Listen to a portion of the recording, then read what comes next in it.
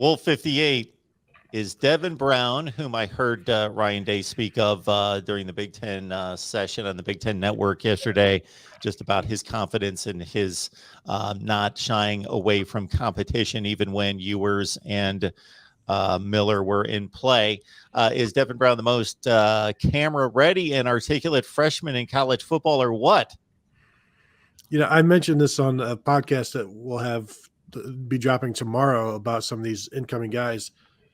Devin Brown has been a quarterback. He's one of these quarterback kids that have been quarterbacks for like their entire lives, but he's not a robot. And a lot of these guys are just very robotic, and their actions, their mannerisms, and how they talk about the position.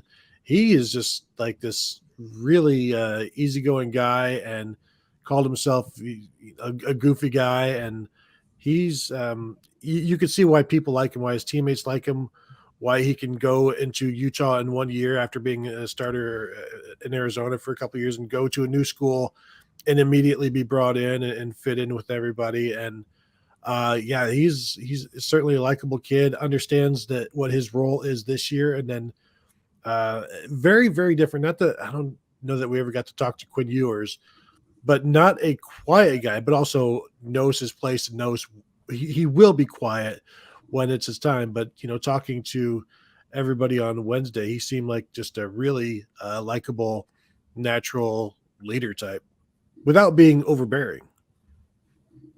Yeah, I had the opportunity to talk to him and his dad both at the All-American Bowl in San Antonio earlier in January. And, so I already kind of had a little bit of an idea of what Devin Brown, the talker, was like. His dad told me some interesting stories. I mean, his dad had always kind of been his coach, and it was kind of a situation of where dad was never going to really give Devin anything just because he was, his son. So, I mean, kid's super competitive. Dad actually benched him after a bad game, during his youth years for a couple of games, and that really pissed Devin off. So, I think that people are going to like there's a fire to him. There is a fire to him. I mean, he's very charismatic, does a great interview, but I think that people are really going to like him. It's going to be interesting to see what the quarterback room is going to look like after one more year of C.J. Stroud in 22 when you have Kyle McCord and Devin Brown battling it out. And, I'm not trying to put odds on that at this point without seeing Devin Brown go through a single snap of a college practice. But it's for people who sit there and say, well, there are only 3 scholarship quarterbacks on the Ohio State roster at this point, and one is leaving after this season. The 2 that'll be back are both really good.